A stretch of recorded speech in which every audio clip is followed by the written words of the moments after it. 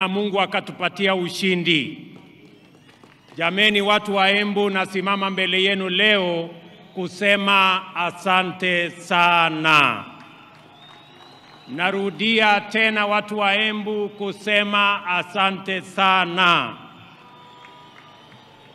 Mimi nataka niwahakikishie ya kwamba sisi wote tuliopata nafasi ya kuchaguliwa kutoka MCAs wetu, wabunge, magavana, maseneta, Mheshimiwa Deputy President na mimi hapa, pamoja na mawaziri wetu na wale wote ambao wamepata nafasi ya uongozi katika taifa letu la Kenya, mimi nataka niwahakikishie tutashikamana, tutafanya kazi pamoja ili tutimize malengo yetu ya kubadilisha uchumi wa Kenya na kuhakikisha kwamba kila Mkenya anapata nafasi ya kujiendeleza katika taifa letu la Kenya. Na wauliza viongozi wote, sote tuliopata nafasi kutokana na kura za wananchi hawa, tushikamane, tushirikiane, tufanye kazi pamoja ili tuweze kubadilisha Embu wakati tunabadilisha Kenya. Asanteni tena watu wa Embu kwa msaada wenu, kwa kura zenu na kwa maombi yenu. I want to say thank you very much to the great people of Embu County, as I thank all Kenyans who stepped forward to vote in the last election so that we, as the people of Kenya, can maintain our democratic credentials as a nation that is democratic, as a nation that is built on the firm foundation of multi-party democracy. And now it is our opportunity, all of us as leaders in government and in the opposition, to work together towards making our nation great. On this day, 60 years ago, Kenya formally gained its right of internal government. Madaraka, the mandate of majority African self-determination, was a major step forward. The emergence of this nation as a republic later that year. That first Madaraka Day then was the golden dawn of our country's sovereignty, freedom from colonial oppression, autonomy from racist repression, and liberty from foreign suppression.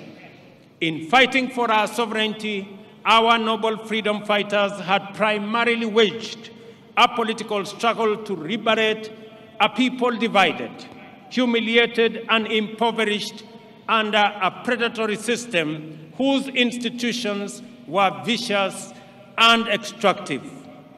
So, although the freedom struggle was political and the first Madaraka Day represented political autonomy, every Kenyan African understood it to mean and to be the beginning of the hard and noble work of securing and enhancing social and economic freedom as well. For 6 decades now, the people of Kenya have worked hard with admirable diligence and unwavering determination to perfect the political freedom of their nation through sustained socio-economic progress. In this manner, Kenyans have reiterated their commitment to true freedom by complementing political freedom with freedom from want, freedom from suffering, freedom from ignorance, and freedom from indignity.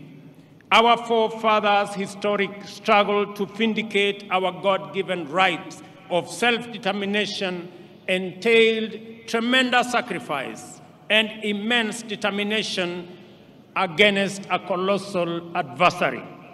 Ultimately, they triumphed. Similarly, our war against underdevelopment, poverty, unemployment, indignity, and vulnerability has been daunting. Yet, we have made steady progress year after year over 60 years of freedom.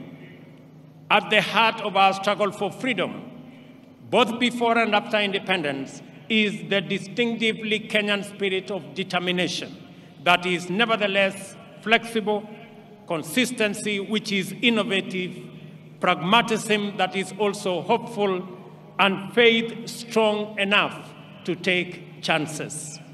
The sacrifices required were inspired by a spirit that is truly unique, which transcends ordinary decision-making. We recognize that spirit even now.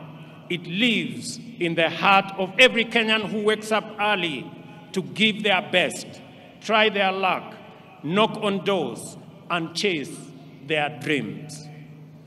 We see it every day when we see traders, artisans, farmers, and other workers braving the scorching sun and enduring cold rain in pursuit of livelihood. We also witness in teachers, nurses, police officers, extension officers, and technicians who go far from their comfort zone, often beyond the call of duty, to attend to Kenyans in their communities throughout all villages, all corners of our great republic. This noble ethic of willingness to struggle by working hard and embracing risk, and of determination to achieve positive change in great leaps as well as in little installments, has brought us far and will take us beyond the horizon of our destiny. Today, I join all Kenyans to celebrate our magnificent collective achievements and the spirit of brave endeavor which inspired them 60 years ago and sustain us today. This celebration speaks to the sustained effort we have invested in perfecting our national mandate of self-government. I will highlight the wonderful ways in which we have stewarded political freedom into democratic maturity, enhanced economic freedom by empowering enterprise, and expanded social freedom by securing dignity. We must never forget that until fairly recently, our country's politics was divisive, violence, do-or-die affair by which neighbors, colleagues, and even relatives were incited into hatred in the name of political competition. In this dark era, the tribe was the fundamental term of all political engagement and the master variable of democratic contest. Many highly respected experts and eminent persons confidently affirmed that Kenyan politics is inherently tribal, and many leaders designed their political parties, policies, and campaigns on the basis of raw political appeals. Leaders also made sure that political discourse revolved around personalities and the private interests of a few privileged individuals, and not the aspirations of the majority. Some used political parties as political vehicles to access the high table where important decisions were made, and exploited their ethnic constituencies to negotiate a bigger share of public resources as well as positions of power and privilege in the service of private ends.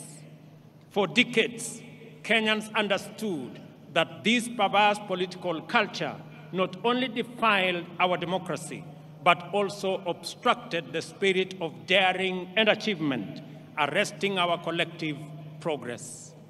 The people of Kenya, therefore, yearned for freedom from the tyranny of political personality cults, toxic tribal discourse, and the violence they engendered.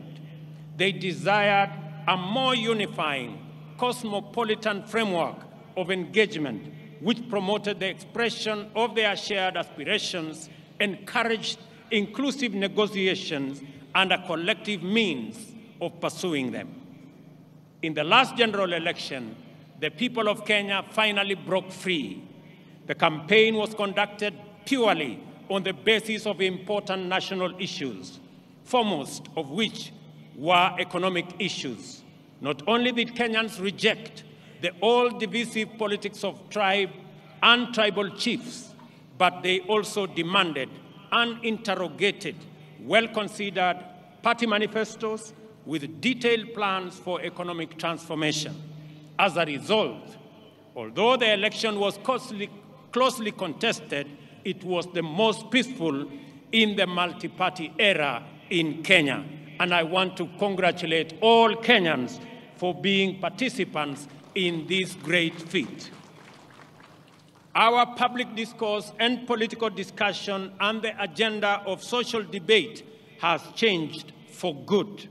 Substantive policy issues continue to define the national conversation well beyond the election. At the moment, there is a robust debate on the finance bill taking place everywhere in this country, in churches, social places, formal and informal workplaces, all media platforms, and busy markets, as well as in urban and rural gatherings. We are truly a trailblazing nation. Many countries struggle in vain to generate a national debate on public financing, taxation, or other policy issues. In Kenya, we have easily sustained intense discourse on the finance bill and the affordable housing policy for weeks now. The debate has remained issue-oriented, and there is no hint of divisive ethnic rhetoric at all. The cost of living is keeping all leaders, including myself, awake, and this is precisely as it should be. Superficially, the intense national debate on housing is not about whether it is a tax or a contribution. The attention sharply focused on the housing contributions is an implicit expression of ownership. People desire better information and stronger assurance regarding the custody, security, investment, and return on their money. That is phenomenal. People are interested. How will their money be? Will it be safe? Will it be stolen? How is it going to benefit them? And how are they going to get a fair return for their contribution? I want to assure the people of Kenya that those questions will be answered. More encouragingly, the discourse on public finances and housing fund has opened our eyes to our emergence as a stakeholder republic. Kenyans today, more than ever, are fully involved citizens in shaping public policies and making institutions accountable in the manner in which they run national affairs. This is the vision of Madaraka expressed in the first article of our Constitution: all sovereign power belongs to the people of Kenya. We have crossed a fundamental decisive threshold in the history of our political freedom and democratic maturity. Today, Kenyans of this generation honor patriots who went before us in this celebration of a noble and historic achievement. Kenya also set a new high in election management by deploying a secure, freely accessible public portal which accurately and faithfully relayed vote tallies in the last election, enabling Kenyans, and indeed anyone else, to compare and verify tallies and ascertain results. This enabled the IEBC to credibly declare and certify the winners of elections and to establish before court, in response to petition by dissatisfied candidates, that the elections met the constitutional threshold as simple, accurate, verifiable, secure, accountable, and transparent. In fact, the openness and credibility of the 2022 election are affirmed by the fewer petitions filed, 124 petitions compared to 303 petitions in 2017. The economy was the most important issue on which the last election was canvassed. The people of Kenya, in their multitudes, made their voices heard, their ideas clear, and their desires known.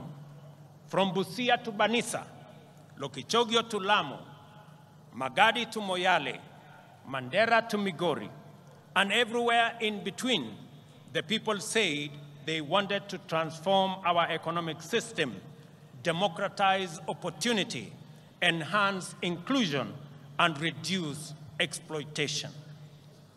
Instead of the traditional campaigning of confrontation, incitement, and division, the last campaign became a sustained national debate on the most pertinent economic issues: the millions of our unemployed youth, access to affordable credit, inclusive financing, promoting the robust expression of the legendary Kenyan hustling spirit through MSMEs, and the facilitation of individual enterprise by enhancing market power through collective interventions like the Chama and SACCO. This is how Kenyan entrepreneurs desired to secure access to credit, do savings, access the market, social security, and health insurance. By paying attention to their aspirations, we established that Kenyan entrepreneurs desire to pursue success through enterprise, which makes positive measures to ensure that no one is left behind or no one is exploited. It is an enterprise culture which encourages the pursuit of individual aspirations through collective systems, which empower every person to succeed within the context of a thriving community. In the course of consultations with Kenyans at the grassroots throughout the country, we identified a number of barriers to effective realization of their economic well-being. The first was the bureaucracy in regulation and compliance, including tax administration. Second, the extreme informality of most enterprises, which effectively relegated them to the margins of empowerment, facilitation, or even recognition as lawful undertakings. Third was the misconception around expanding the national tax base. Is it about people paying more or more people paying? The answer lies in empowering more Kenyans to enter the taxable income category through intentional effort to create millions of new jobs and millions of new taxpayers in due course. Fourth, a huge number of Kenyans, about 10 million, had either been blacklisted by the credit reference bureaus, of an inability to pay loans, advanced by financial technology platforms, or were struggling to pay. Other lenders required hefty securities and valuable assets as collateral, yet these struggling entrepreneurs required financing to acquire such assets.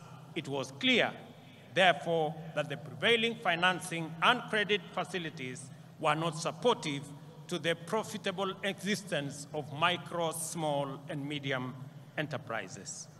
Self-employment accounts for 51% of all jobs in our economy. 83%, or 15.3 million jobs, are in the informal sector, and only 3.6 million jobs are in the formal sector, representing a paltry 17%.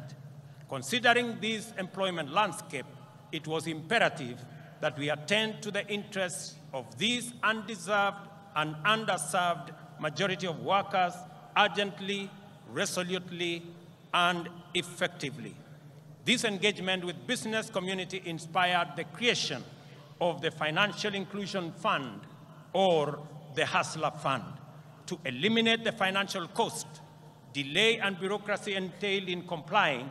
The facility employs the latest fintech powered by Kenyan telecommunications corporations. The Hustler Fund also re-engineered the idea of collateral by deploying the borrower's credit score as effective security.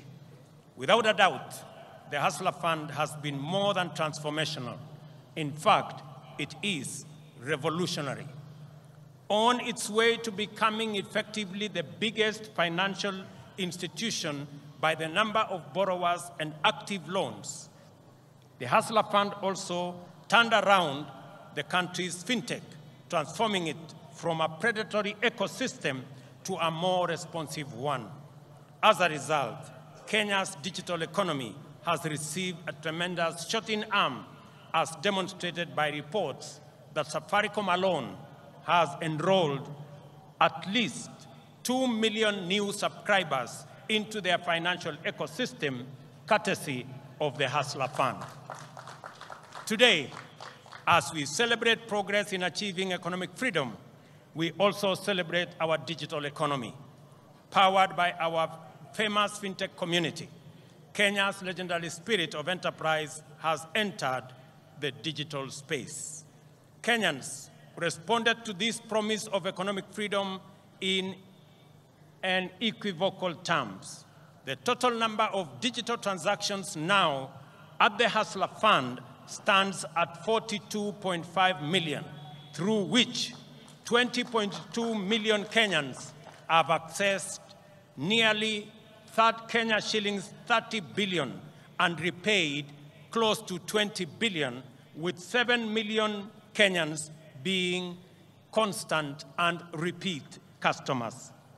Not a single shilling has been stolen through corruption, and borrowers do not need to know anyone, bribe any official, or go through any complex bureaucratic procedures to access the Hustler Fund.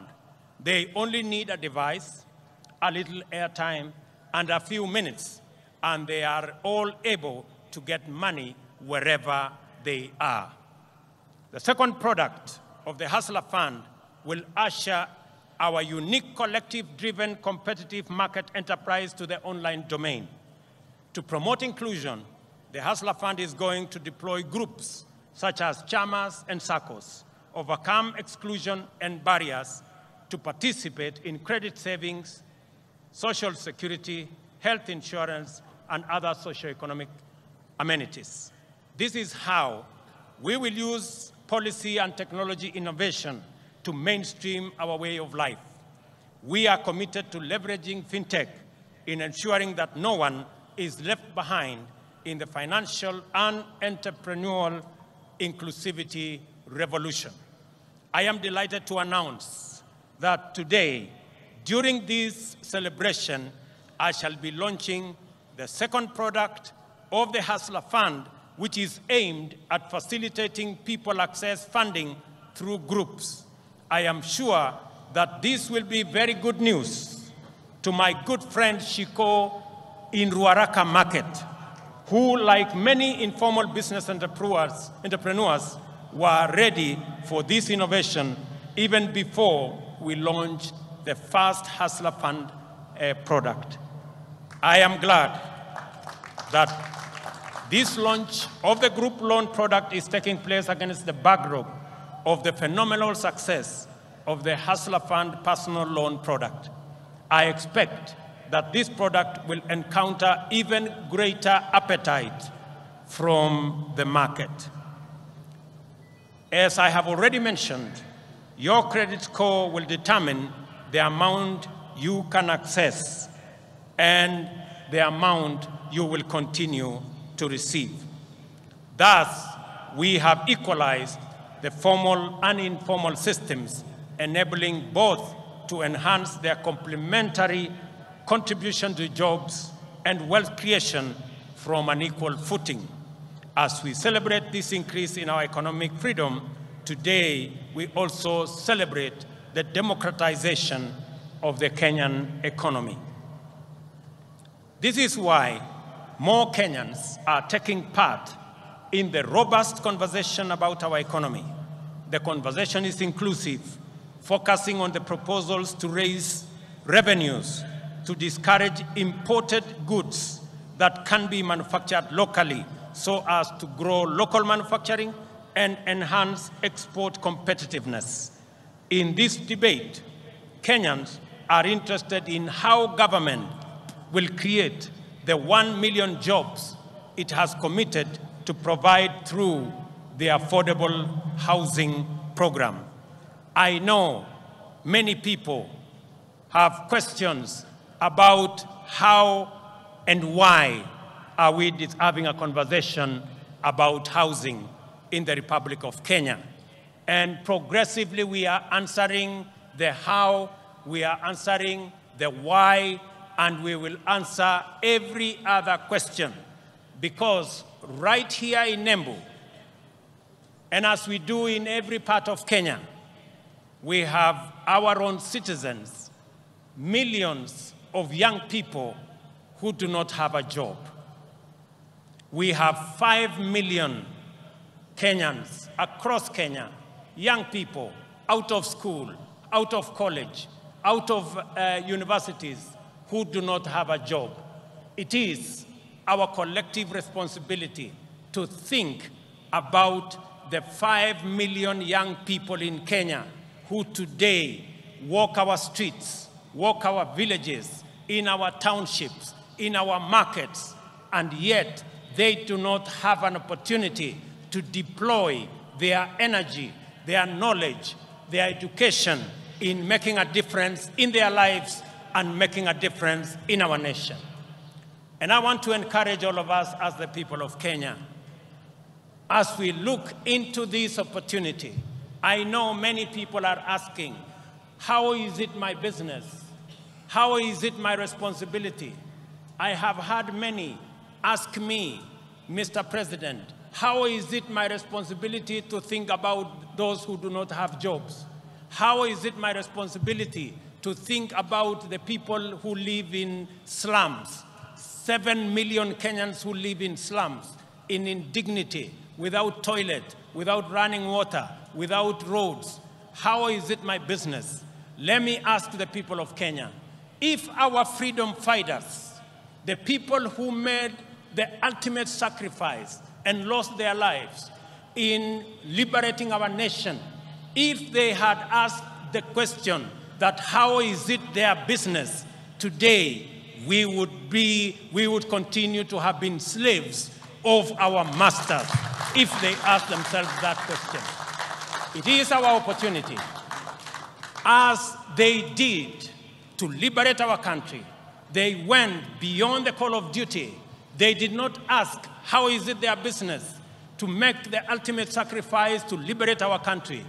I want to ask every citizen, it is our responsibility collectively to think, to plan, and to ensure that the 5 million young people in our country who today do not have jobs, have jobs. It is our responsibility to ensure the people, 7 million of them, who live in our slums, including Shauri Yako here in Embu. I was here last week and I was informed about Shauri Yako. The people who live in Shauri Yako deserve a decent house, and it is our responsibility as we implement the housing plan, not just to create jobs, at least 1 million jobs every year. It is also our responsibility to grow our manufacturing, because housing will make sure that our entire manufacturing value chain, from the cement in our factories, to the steel in our factories, to the doors and windows and hinges in our Juakali sector and our construction products industry, to the sand harvesters, to all the people who will be working in our construction sites, to the accountants and engineers and all the architects and all the technicians and the electricians, to every sector, the millions of young people that will be employed in this sector, is sacrifice enough for us who are employed to make that contribution to the hustler fund, to the housing fund, so that we can bring around the change that is going to take our country forward. Our vision for affordable housing program is premised, firstly, on the objective of creating 1 million direct and indirect employment opportunities throughout every value chain in the housing development ecosystem. A single housing unit is capable of employing 3 to 5 workers directly and an additional 8 workers indirectly in the manufacturing of construction products, in transport, in logistics, and in all other sectors that contribute to the housing and construction industry. Secondly, the objective of affordable housing is to increase the number of homeowners and to transition more Kenyans from rent-paying in informal settlements, in slums, and we have 1,411 slums in Kenya. We should transition those people, my countrymen and women, into homeowners. They should live in dignity like the rest of us because we owe them a duty of citizenship and a duty of comradeship as we live in one country. I want to ask every parent, I want to ask every Kenyan that rather than ask, how is it your business? We must know that it is our business because the 5 million young people are our children. They are our citizens. They pay taxes. And when we transition them into jobs, we are building a bigger pool of taxpayers. The conversation we have today in Kenya is different. I did promise the country 3 years ago that we are going to change the conversation. That the conversation is not going to be anymore about leaders. It is going to be about citizens. It is going to be about those who do not have jobs. It is going to be about our manufacturing. It is going to be about the millions who live in informal settlements. It is going to be about the people. I told the country that we are going to change the conversation. It is not going to be about changing the constitution and creating positions for leaders. It is going to be about changing the economy and creating opportunities for millions of young people, including the many who are today in our streets and villages, the millions of young people who are looking up to us to provide them with opportunities to work. It's going to be about the ordinary people who work in the manufacturing sector, the people who also wants to contribute, to be taxpayers, but because they have no jobs, they cannot pay tax. I promise the country that it is not going to be about sharing power. It is going to be not about sharing power by the elite and by leaders. It is going to be about empowerment of every citizen, empowering our farmers to produce more so that we can get ourselves into food security, empowering our young people with jobs so that they too can contribute meaningfully to our economy and meaningfully to our taxpayers. It calls for us the empowerment of every citizen and every business person so that we can contribute to the economy of our country. I want to promise you, ladies and gentlemen, that that effort is on course, and together we are going to move in that direction. To enhance our national productivity, we are prioritizing the consolidation, processing, and value addition of our agricultural products. You just heard my dear sister, Governor of Embu, say, right here in Mashanga, we are going to build an aggregation and industrial park so that the people of Embu, and as we do it in Embu, we are doing it in every county in the Republic of Kenya. Last week, we advertised the first 14 agricultural aggregation and industrial park that will be built in every county so that we can consolidate our agricultural produce. We can provide for value addition. We can provide for agro-processing.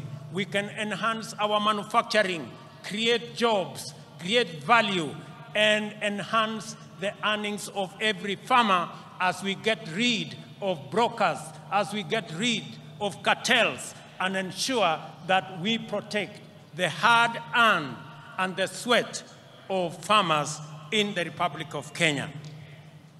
Additionally, the government of Kenya will step up the establishment of 5 additional export processing zones in the coming year in Sagana, in Thika, in Joro, in Eldoret, and in Busia to complement the one in Athi River, the one in Dongokundu, and the one in Naivasha, because we believe that additional processing capacity, focusing on our exports that have come down in the last 10 years from 28% of our GDP to just around 10% of our GDP, that we need new impetus, we need new thinking, we need new infrastructure to be able to drive our exports.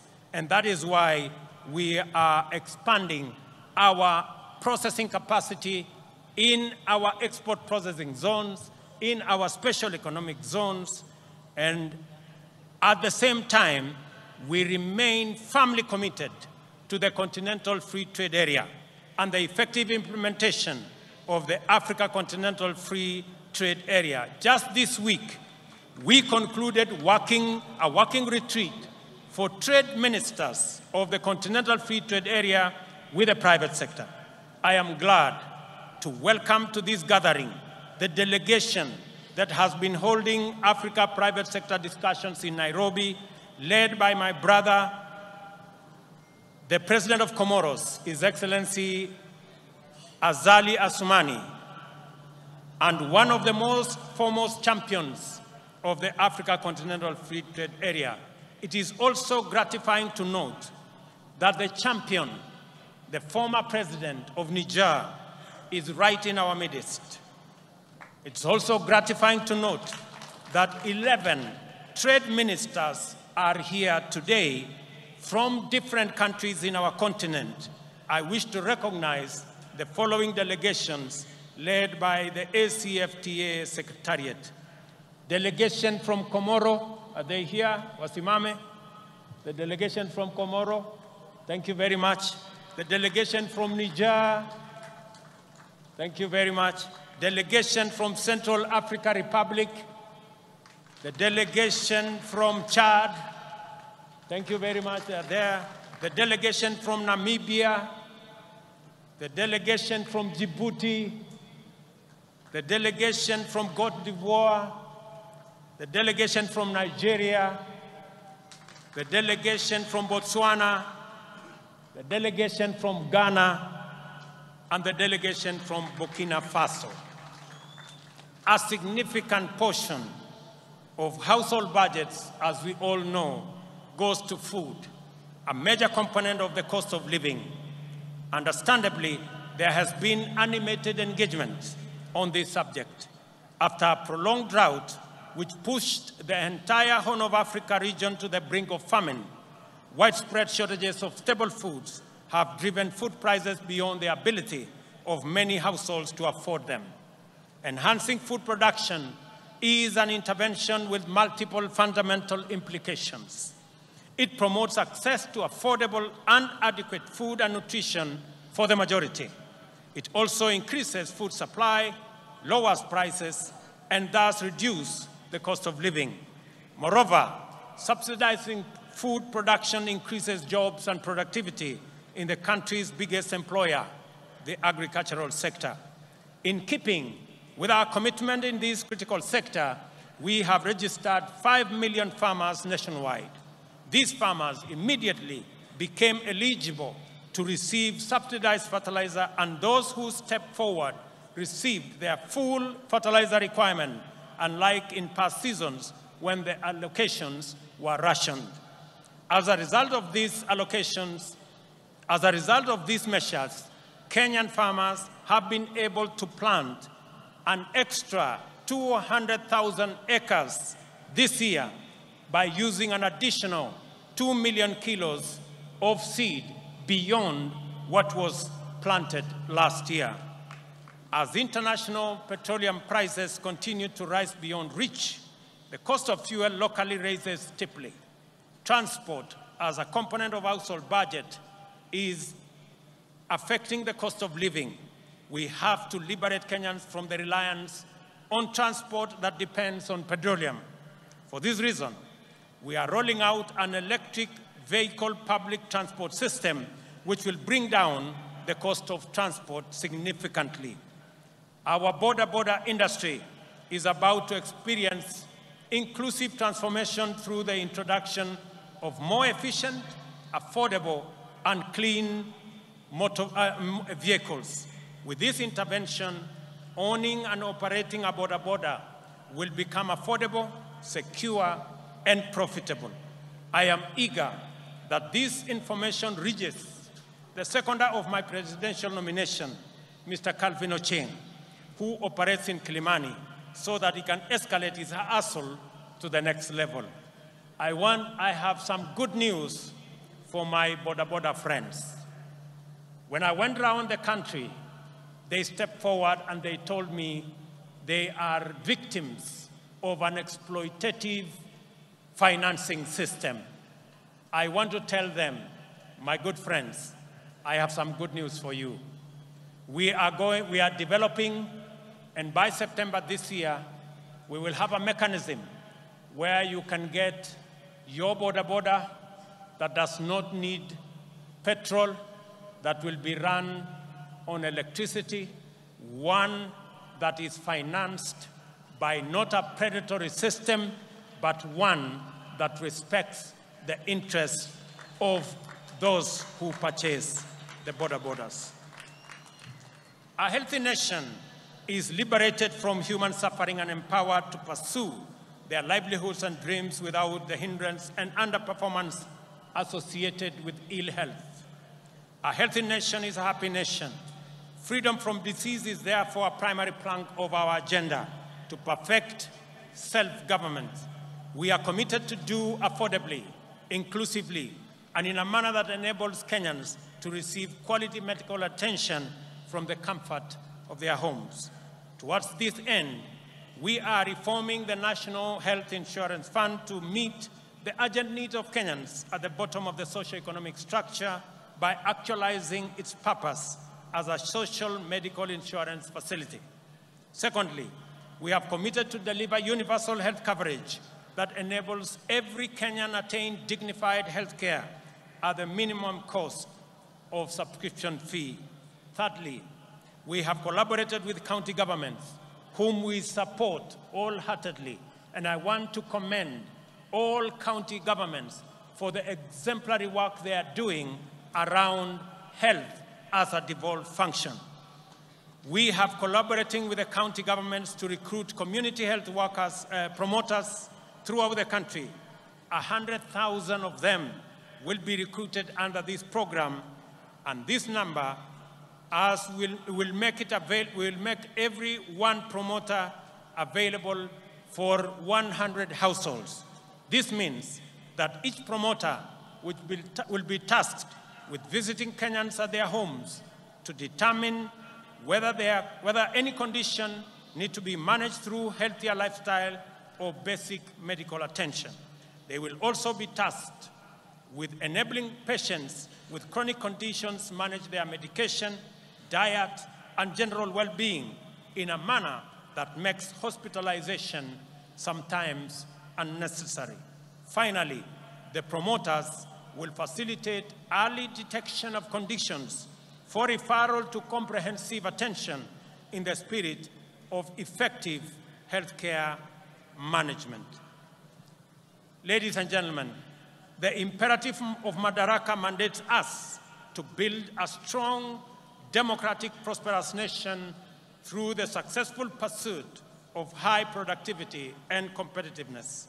Industrialization and technology innovation is one such movement. All these things require people who are all empowered with knowledge, skills, and understanding, not only to effectively participate as informed citizens of a democracy, but also to pursue meaningful livelihoods and perform their share of economic production, and even go further and imagine, create, and build the Kenya of our future. Education, therefore, matters for our freedom and self-reliance, and is the enabler and optimizer of every other undertaking. We have taken all possible measures and pursued every available option to actualize our vision to make education at all levels accessible, affordable, and inclusive, and removed social and economic barriers to the attainment of the highest education by all Kenyans. Beyond subsidizing primary and secondary education in all our public primary and day secondary schools, we have reimagined higher education financing to deliver equity and broader access to all Kenyans, with special attention to enabling the most vulnerable learners to realize their right to education. We have also employed 35,000 teachers in a historic and unprecedented drive to improve the national teacher-pupil ratio and enhance performance. Additionally, we are redesigning the competence-based education curriculum to make it responsive to our education needs at the point of our social, cultural, and economic development. Finally, the National Open University will obtain its charter in the course of this month, and as we speak, courses are being uploaded for commissioning, and later this year, Kenyans will have the opportunity to go to university from the comfort of their homes online. For long, tertiary education in Kenya has been a privilege for the most fortunate, while university education was the exclusive entitlement of the elite. Not anymore. A month ago, I unveiled a new funding model for higher education that will make the universities and technical training fully inclusive, financially robust, and capable of competing with their peers globally, while contributing to our national socio-economic transformation through innovation, research, and development. The model is aimed at financially supporting increasing numbers of students enrolling in these institutions and ensuring that those from households at the bottom of the socio-economic structure enjoy equal education opportunities. The eternal conundrum of Kenya's integrity agenda revolves around the question of who will watch over the trustees of public interest and who will watch over the watchman. These questions do not arise because we have low trust. Rather, they exist because we have high expectations. Given that these expectations are legitimate, in a technologically driven new millennium, we are increasingly resorting to technology as the answer to our transactional efficiency challenges. From the election results portal for our democracy to the Hustler Fund for MSMEs and the means testing instrument for higher education, as well as registration of farmers and distribution of fertilizer, digital technology is enabling the government to deliver services efficiently and to give citizens confidence that the system is fair and incorruptible. We must therefore take a moment today to celebrate technology in general, and in particular, Kenyan fintech and other innovations that are making it possible for us to serve Kenyans to the best possible standard. I remind all Kenyans who work in technology and everyone who uses technology that our forefathers fought with basic technology against a technologically superior superpower and won our freedom. We have a duty to deploy the best innovations and technologies to make Kenya efficient, competitive, and prosperous. I am persuaded that technology holds the key to improving efficiency, enabling inclusion, promoting transparency and integrity, deepening trust, and strengthening public confidence in government service provision. This is the reason why we are digitizing government information and taking public services online. On this day, I invite all Kenyans to embrace the new era of e-governance, which empowers people everywhere, including the majority at the bottom of the economic structure, to access government services at their convenience through their mobile devices. Since the advent of e-citizen, government gradually increased the number of services available on the platform from 391. The rate of increase of onboarded services is now shifting to a new radical trajectory. Today, 3,770 services have been onboarded and fully operational. Another 3,000 are on course to being completed. We expect 5,000 services to be online by the end of this month. Our ambition is to offer every government service on e-citizen platform by the end of this year. Finally, as we contemplate all the achievements we are celebrating today, let us reflect on the noble motivations and visions which inspired our heroic freedom fighters to make such immense sacrifices for the sake of freedom, not just for themselves, but also for the rest of their people who were not willing or able to join the struggle. Why did these heroes embrace such profound risk and danger in pursuit of a benefit that everyone else would enjoy? The answer must not only define our attitudes to public service, but it must also shape our understanding of the reasons and values that underlie collective undertakings and social policies. For our freedom fighters, a country in which anyone was unfree and oppressed was not worth living in. We have a duty to translate these truths into our political, social, and economic affairs. Our collectivist spirit that anchors competitive individual enterprise encapsulates this magnificent ethos. We owe each other certain duties as members of a community that we call a nation. Whenever we can do anything to make another person's life better, at no or little cost to ourselves, we have a solemn obligation to proceed and do it.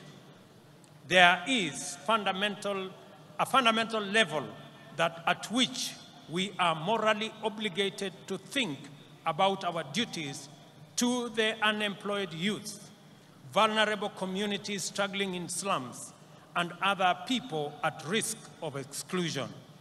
Their struggle for dignity as human beings appeals to our duty of moral consideration.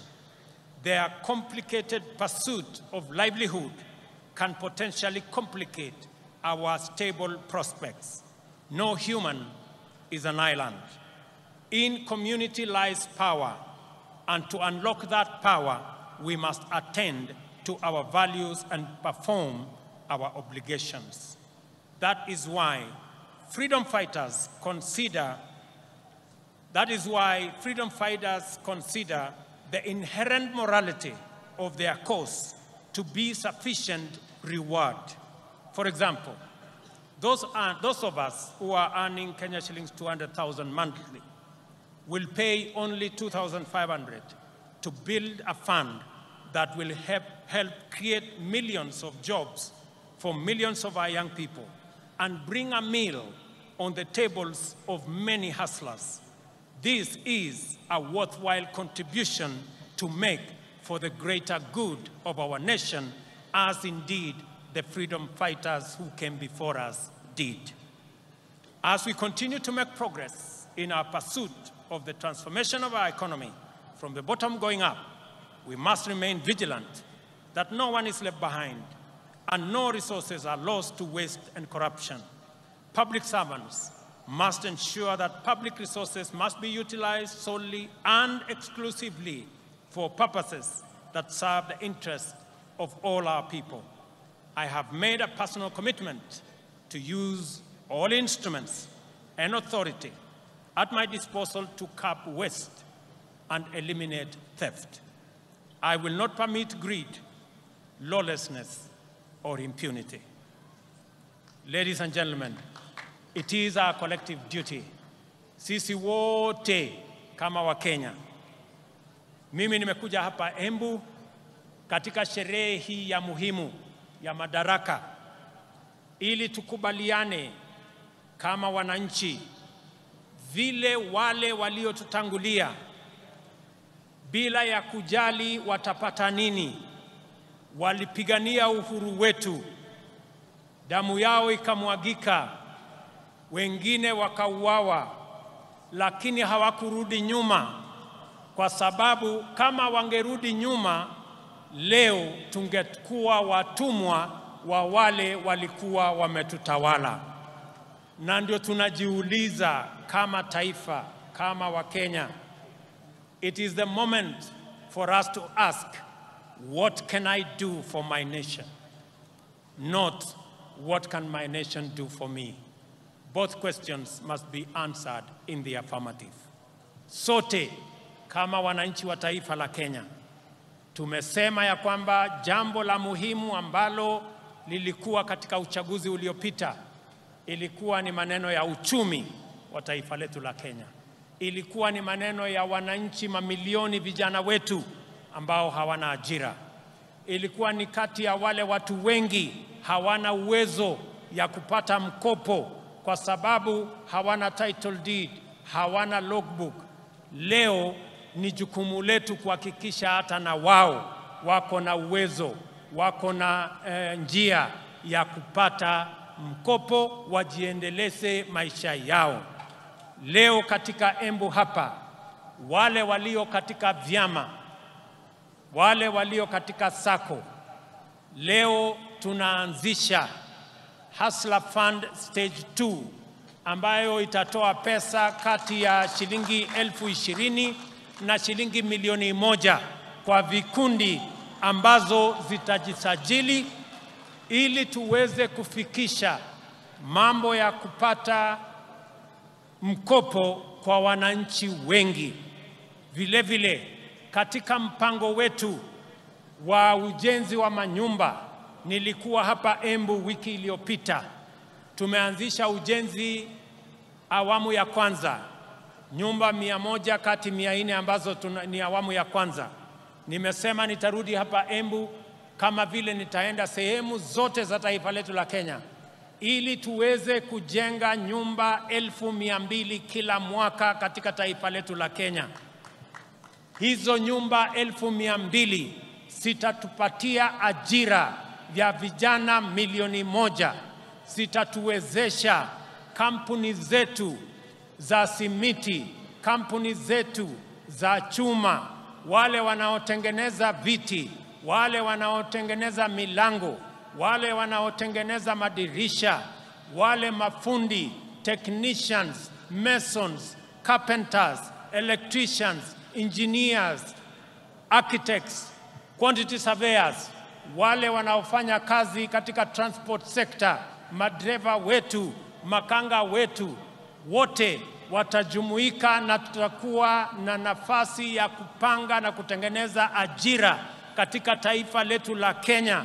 Tuwaondoe vijana wetu ambao wako mitaani, wako masokoni, wako katika vijiji, wamemaliza shule, wamekamilisha college, wamemaliza university, lakini hawana ajira. Ni jukumu letu kama taifa kupanga ili vijana 500,000 wasiokuwa na ajira katika taifa letu la Kenya, na wanaongezeka 800,000 kila mwaka, tuwapangie ajira, wajisimamie na watusaidie kuendesha taifa letu, na pia wao wachangie katika kulipa ushuru, tuweze kujiondoa kama taifa kwa madeni na tujisimamie kama taifa letu la Kenya. Na wauliza Wakenya wote, jameni, bila ya kuulizwa maswali ya kwamba mbona ni jukumu langu vipi. Tujue ya kwamba wale watoto ambao wanahangaika madukani, barabarani, vijijini, hawa vijana ni watoto wetu. Hawa vijana ni Wakenya wenzetu. Tujiulize vile vile, wale Wakenya wanaishi katika vitongoji duni, zaidi ya Wakenya milioni 7. Jameni, tuwaokoe pia, hata na wao wanafaa kuwa na makao ya kutosha. Makao ambayo inawapatia heshima, na ni jukumu letu sisi zote kama taifa moja, taifa la Kenya. Mimi nawashukuru sana. Mimi nimefurahi kwamba leo katika Kenya mjadala sio ya kabila hii na kabila ile. Mjadala ni moja, ni vipi tutahakikisha ya kwamba watoto wetu wanapata ajira. Mjadala ni vipi kampuni zetu za manufacturing zitaendelea mbele. Ni vipi tutakuwa na mpango wa kila Mkenya kupata mkopo. Ni vipi tutasaidia wakulima wetu watuzalishie chakula, tuondoe aibu ya njaa. That is the conversation of our lifetime, and that is a positive conversation in the Republic of Kenya. Mimi nawashukuru sana kwa kutukaribisha hapa Embu. Nimefurahi sana watu wa Embu. Nimesikia yale kiongozi wenu, wabunge wenu wameniambia kuhusu barabara zenu. Barabara ya kutoka kule Mashanga mpaka PI nimesikia. Barabara ya Kiritiri, Kanywambora nimesikia. Barabara ya hapa chini Ena mpaka Kavue nimesikia. Na haya mambo yote tutajipanga, na sote tukiwa na mpango huu, tukipanga vizuri vile tutakuwa na pesa ya ushuru ya kupeleka taifa letu la Kenya mbele, tutajiondoa kwa madeni na tutakamilisha miradi yetu yote. Nimewasikiza vile vile kuhusu mambo yenu ya maji. Najua na mnaelewa ya kwamba tuko na mpango ya mambo ya maji. Hapa Embu tuko na dam ambayo tutajenga pale Kamumu. Tuko na dam ya Dhambana. Tuko na dam ya Dhoshi. Na tuko na dam zingine ndogo ndogo ambazo tutakubaliana na viongozi wenu, wabunge wenu, pamoja na county government yenu. Iko katika mipango yetu. Haya mipango yote ni kwa manufaa yenu, na ni jukumu letu sote tuungane kama watu wa Embu, kama watu wa Kenya, ndio tuweze kutekeleza haya mambo mazuri yote ambayo yatatupeleka mbele kama taifa letu la Kenya. Najua vile vile mjumbe wa kutoka kule mbele aliniambia kuhusu barabara ya Kikunyari, Karii, Ishara. Pia hiyo barabara tutaishughulikia, na zile zingine zote ambazo hazijatajwa hapa. Mimi nataka niwaambie ya kwamba tuko pamoja, tutashirikiana pamoja. Watu wa Embu tumekubaliana? Embu tumekubaliana? Mimi nataka nisikie sauti yenu. Tumekubaliana watu wa Embu? Hebu nisikie sauti yenu tena watu wa Embu kama tumekubaliana. Asanteni sana. It is now my honor and pleasure to introduce and officially launch the second product of Hustler Fund, the Hustler Group Loan. Akiri tutaangalia pale kwa mtandao kidogo. Sasa vikundi kote nchini vinaweza kujiwezesha kwa kuweka akiba na kupata mikopo ya bei nafuu kupitia simu wakijiunga na Hustler Fund. Kupitia mradi huu wa serikali, vikundi vya watu 10 na zaidi vinaweza kupata mikopo kwa urahisi kwa ajili ya kutimiza mahitaji yao na ya kibiashara. Kikundi kitapokea mkopo wa Hustler Fund moja kwa moja kwenye simu ya aina yoyote, popote alipo, bila kujaza fomu au kutozwa dhamana. Maelezo ya credit score yatatumwa kwa wanachama wote. Vikundi vinaweza pata kiwango chochote cha pesa hadi milioni 1 kwa riba ya 7% kwa mwaka. Kila mwanachama atachangia kwa credit score. Kwa hivyo, mlipaji mwema ni wa dhamana kubwa kwenye kikundi. Kila wanapolipa haraka, kiwango cha mkopo cha kikundi kinaongezwa. Kusajili kikundi chenyu kwa Hustler Fund, mwenyekiti anafaa kubonyeza *254#. Chagua Hustler Groups. Bonyeza 1 kuchagua kikundi chake na akubali masharti ili aweze kupata mikopo na kuwatumia wanachama wenzake. Hustler Fund. Jiinue, jiendeleze. Asante sana. Tunashukuru sana. Thank you very much. God bless you, the great people of Embu. God bless our great Republic of Kenya. Asanteni sana watu wa Embu.